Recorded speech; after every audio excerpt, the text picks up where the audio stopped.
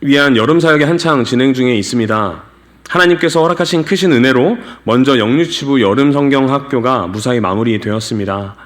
제 아들 다혜리에게는 인생의 첫 여름 성경 학교였습니다. 그 여름 성경 학교 마치고 나서 다혜리와 대화를 했습니다. 다혜리가 자기 인생의 최고의 수련회였다고 이야기를 했습니다. 우리 헌신해 주신 많은 교사분들과 또 우리 교역자들의 눈물 어린 수고 덕분에 우리 다음 세대가 이토록 풍성한 은혜를 누리게 된 것 같습니다. 지난주에 그렇게 주일날 사역을 마무리하고 청소년부 여름 수련회를 준비하며 우리 임원 교사분들하고 함께 식사하는 시간을 가졌습니다. 그리고 대화를 좀 나누는 시간 가운데 그 대화 중에 저는 한 명의 이 목회자로 또 한 명의 어른 세대 중에 한 명으로서 참 뼈아픈 회개를 하는 시간을 갖게 되었습니다.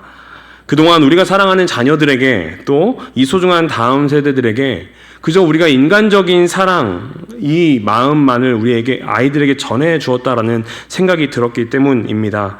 아이들이 학업에 지쳐 있으니 그저 다독여주고 교회에 나오는 것, 자리를 지키는 것만으로 충분하다라고 위로해주고 그 아이들의 아픈 마음들과 힘든 마음들을 위로해주며 사랑으로 도닥여주는 것, 이 정도면 충분하다라는 생각을 좀 했었습니다.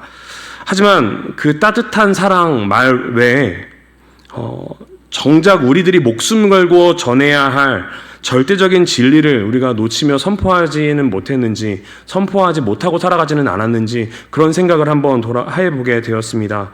하나님을 진정으로 경외하는 태도, 세상과 결코 타협해서는 안 되는 우리의 삶의 우선순위, 어떤 것이 우리에게 진짜 중요한지를 아이들에게 강력하고 마음속에 새기기보다 너희들이 자리를 지키는 것만으로 충분해. 시험 기간에 너네가 지금 이렇게 예배 드리는 것만으로도 너무 잘하고 있어. 이런 사랑의 위로만을 전했다라는 생각을 좀 하게 되었기 때문입니다. 그리고 우리가 왜 그렇게밖에 할 수 없었는지, 그런 사랑만을 전하게 되었는지 그 근본적인 깨달음 가운데 바로 저와 같은 어른 세대 우리 내면에 이 영적인 야성이 참 많이 사라졌고 메말라졌기 때문이다라는 생각을 하게 되었습니다.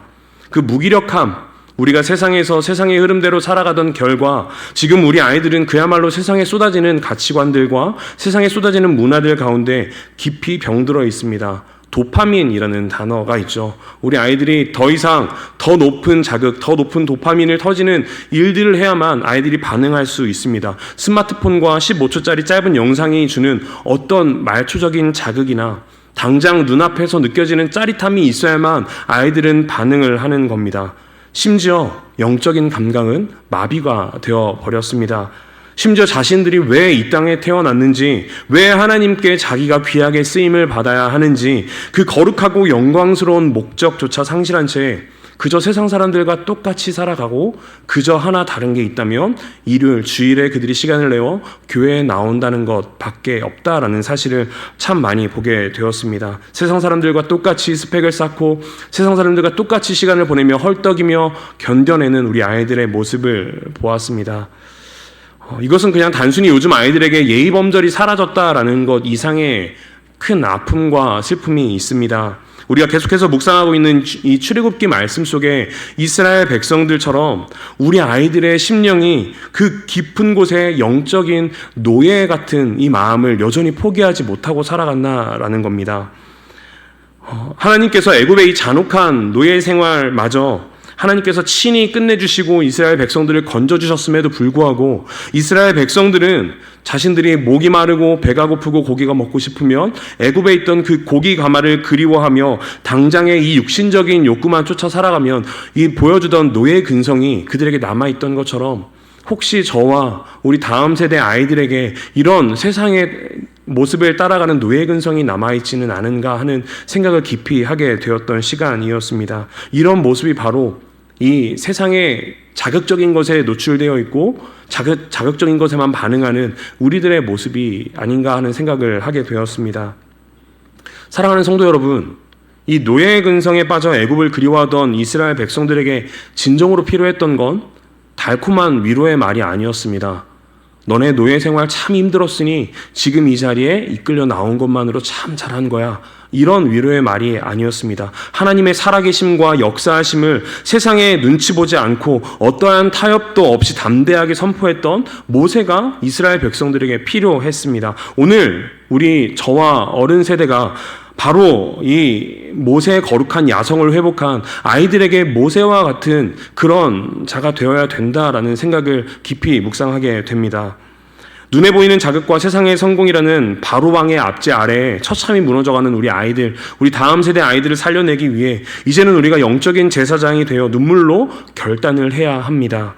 우리 다음 세대가 죽어가는 자녀들을 우리가 살려가기 위해서 가장 먼저 선포해야 될 것은 어떤 도덕적인 잔소리, 너 잘해야 돼, 너가 어떠한 모습으로 살아야 돼 라는 이야기나 혹은 교회에 빠지면 안 돼 라는 종교적인 훈계가 아니라 오늘 본문 사전 말씀부터 나오는 하나님의 말씀입니다. 이 말씀 제가 한번 읽어드리겠습니다.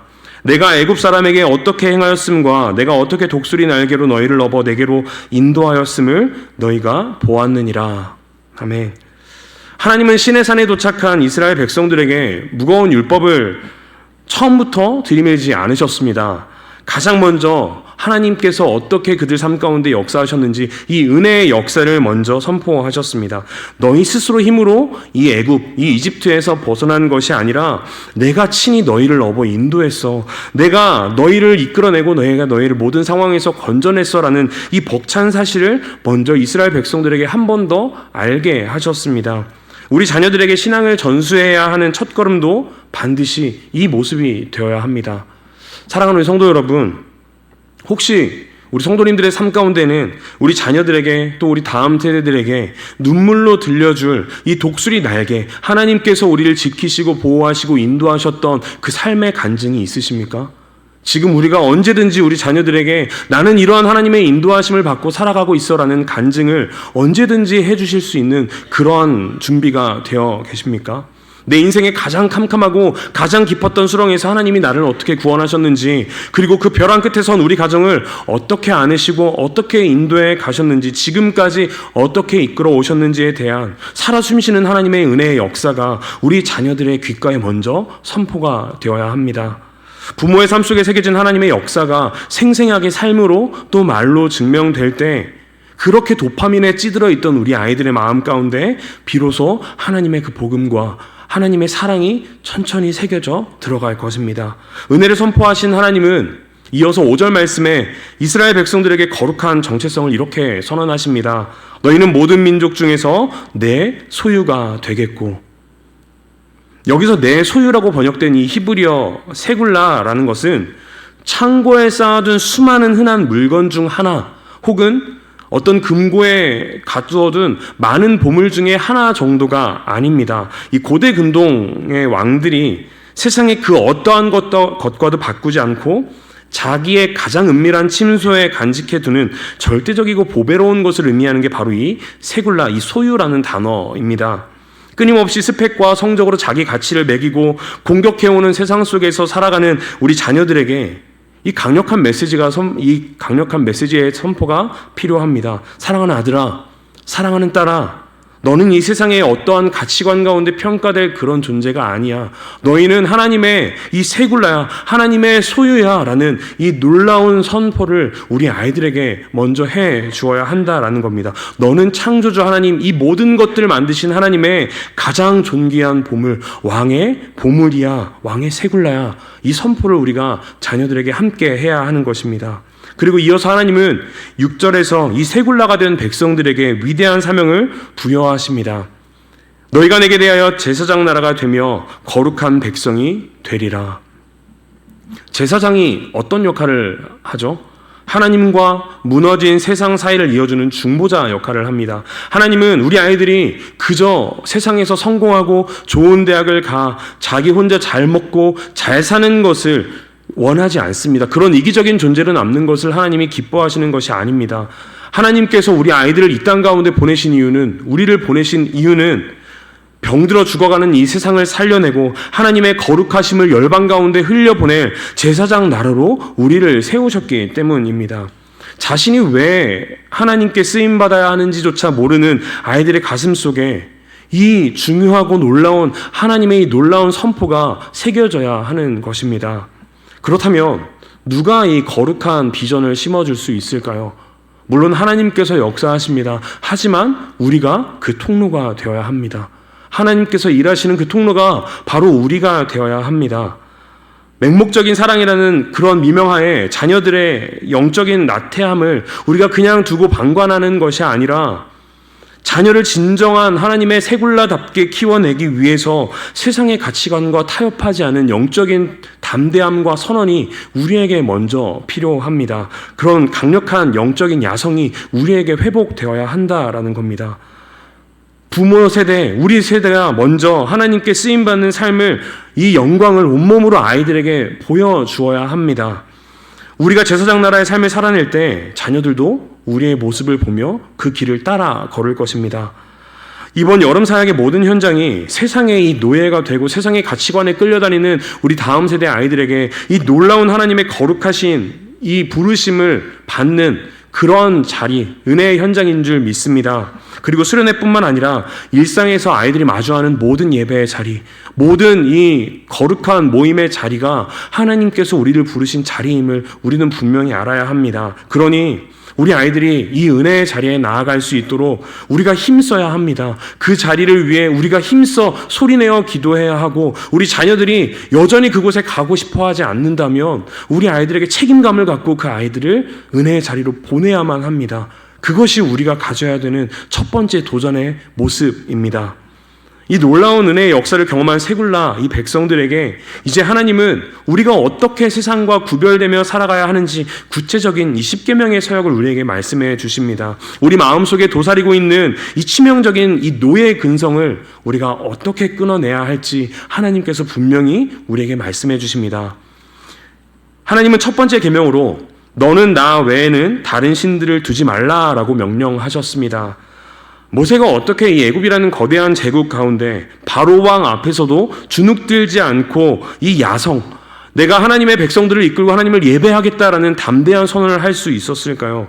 오직 그 심령 한 가운데 오직 여호와 한 분, 하나님 한 분만을 절대적으로 신뢰하고 사랑하는 이 1계명이 그 마음 가운데 새겨져 있었기 때문일 것입니다. 그렇다면 오늘날 이 자녀들에게, 우리 이 자녀들을 책망하기 전에 너 왜 하나님을 예배하지 않니? 왜 하나님 외에 다른 것을 따르니? 라고 책망하기 이전에 우리의 진짜 모습, 우리의 실제 모습은 어떠한지 한번 돌아보길 원합니다. 우리의 신앙적인 야성을 멈춰 세우고 있는 우상들이 우리 안에 무엇이 있는지 한번 진지하게 돌아보면 좋겠습니다. 개인의 건강이나 성공이 될 수도 있습니다. 혹은 또 자녀를 둔 성도님들은 가장 이 끔찍하고 가장 해결할 수 없는 이런 우상이 바로 자녀의 성공이며 자녀의 미래입니다. 이런 모습들을 우리가 혹시 갖고 있지는 않은지, 내가 이 우상을 갖고 있으면서 우리 자녀들에게 너네 거룩하게 하나님 앞에 서야 되라고 선포하고 있지는 않은지 우리의 모습을 먼저 한번 돌아보면 좋겠습니다. 이어지는 2계명을 보면 너를 위하여 새긴 우상을 만들지 말고 절하지 말며 그것들을 섬기지 말라라고 하나님께서 말씀하십니다. 왜 인간은 끊임없이 형상을 만들려고 할까요? 왜 인간은 끊임없이 우상을 만들려고 할까요? 내 마음대로 조정하고 통제할 수 있는 신을 원하기 때문입니다. 우리는 자녀를 하나님의 형상으로 바라보는 것이 아니라 내 불안과 내 결핍과 내 모든 이 부족함들을 대신 채워줄 성공의 형상, 내 뜻대로 빚어낸 이 큰 금송아지로 만들어서 통제하려고 합니다.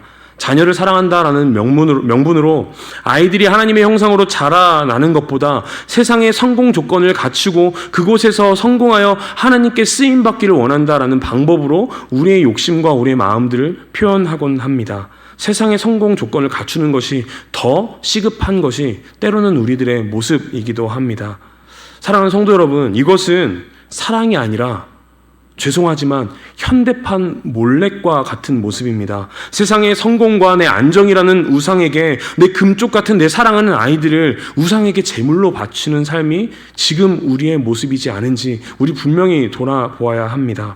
이러한 우상 숭배는 이어지는 3계명으로 이어집니다. 너는 내 하나님 여호와 이름을 망령되게 부르지 말라. 이 주일에는 예배당에 나와서 감격의 눈물을 흘리며 거룩하게 하나님의 이름을 찬양합니다. 하지만 월요일이 되어서 우리의 일상에 돌아가면, 혹은 또 우리 자녀들의 어떤 진로와 미래에 대한 현실에 마주하면, 그런 절체절명의 순간이 오면 우린 여지없이 하나님보다 입시와 성적표와 성공과 우리의 미래를 너무나도 쉽게 선택합니다. 무릎 꿇고 맙니다.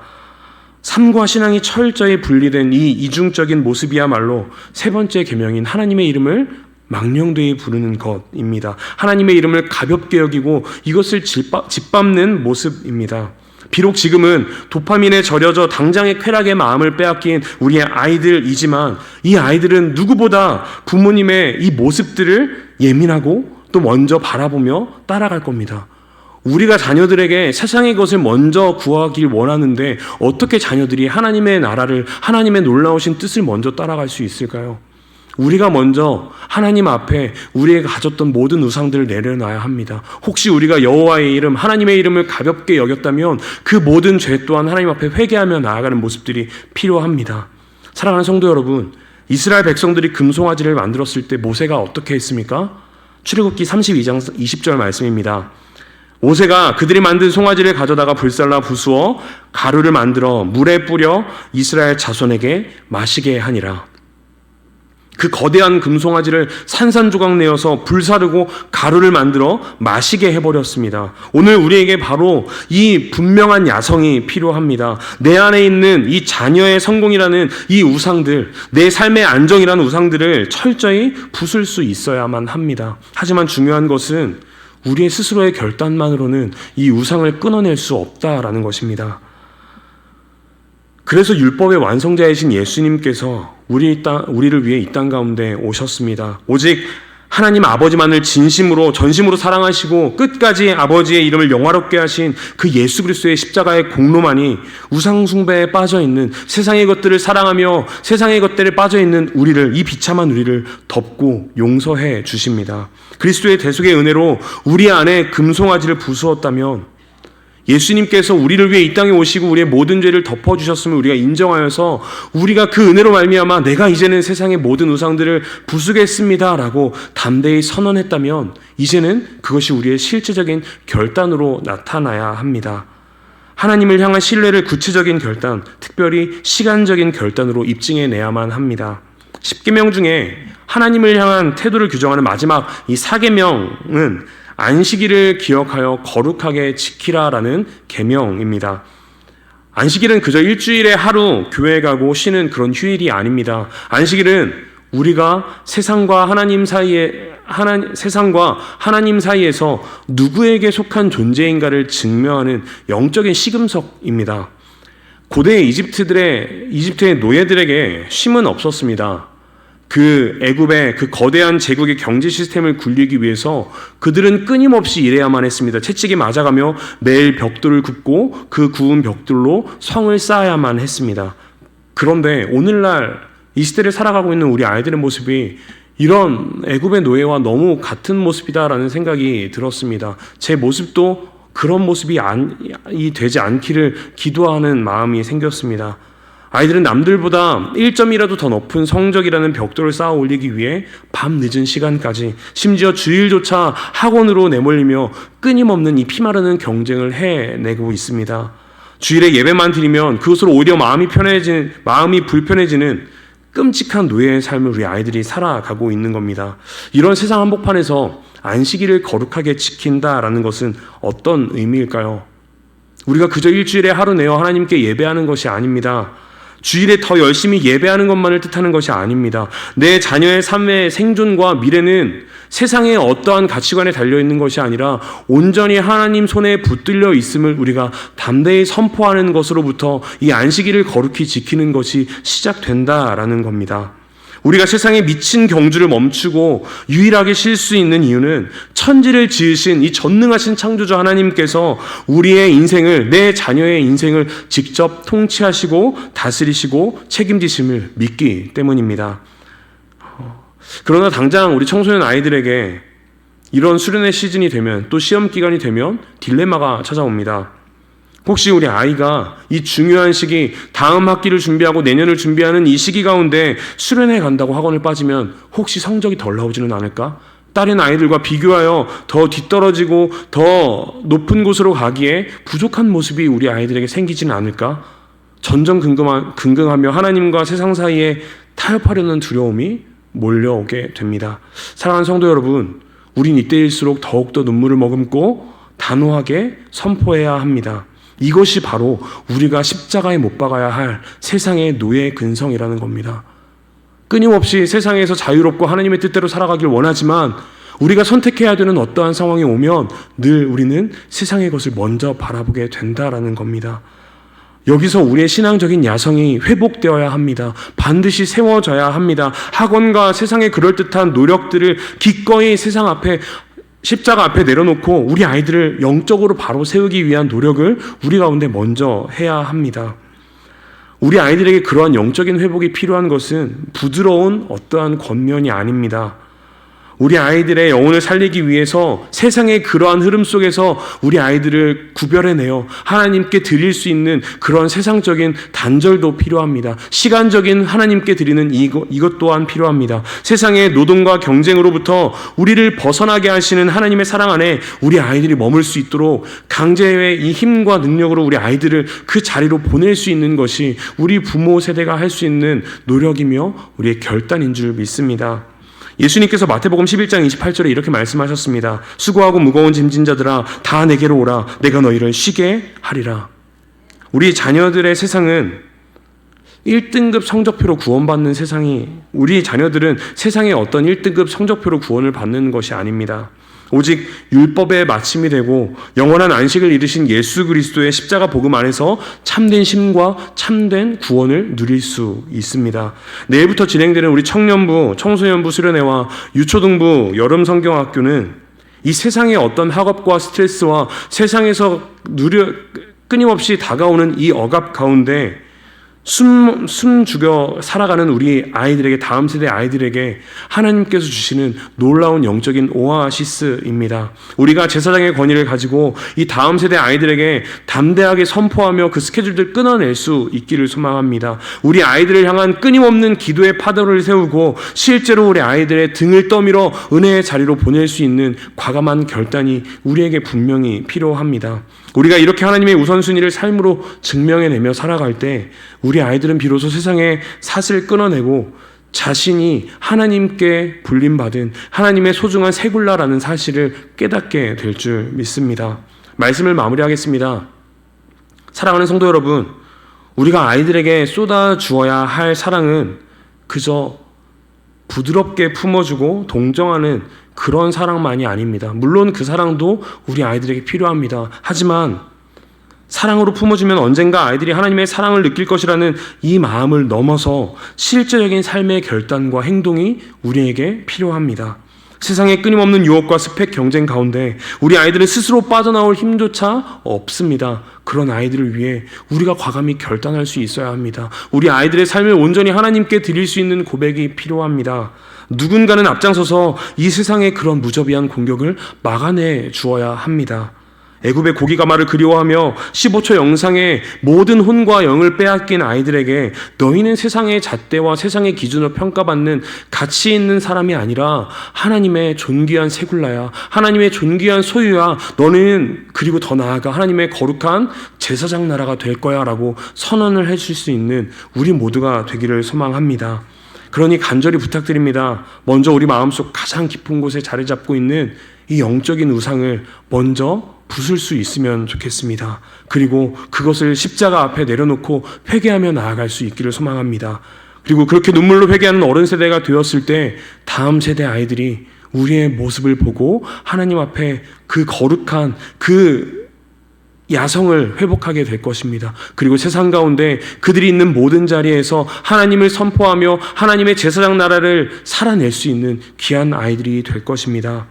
그러니 간절히 바라는 것은 우리 다음 세대 아이들을 살려가는 이 거룩한 시간 가운데 기도로 동참해 주시기를 부탁드립니다. 전심을 담아 우리 아이들을 그 자리로 보내주시기를 소망합니다. 그리고 그 자리에 집중할 수 있도록 모든 상황과 환경들을 우리 부모 세대에서 할 수 있는 모든 노력들을 다해 주시기를 소망합니다. 그리고 무엇보다 우리의 왕 되신 하나님께 우리의 자녀와 또 우리의 삶을 온전히 맡겨드릴 수 있기를 소망합니다. 우선순위를 회복하고 그런 영적인 야성을 우리가 회복할 때 하나님께서 우리를 통해 놀라운 역사를 우리 다음 세대 가운데, 이 땅 가운데 허락해 주실 줄 믿습니다.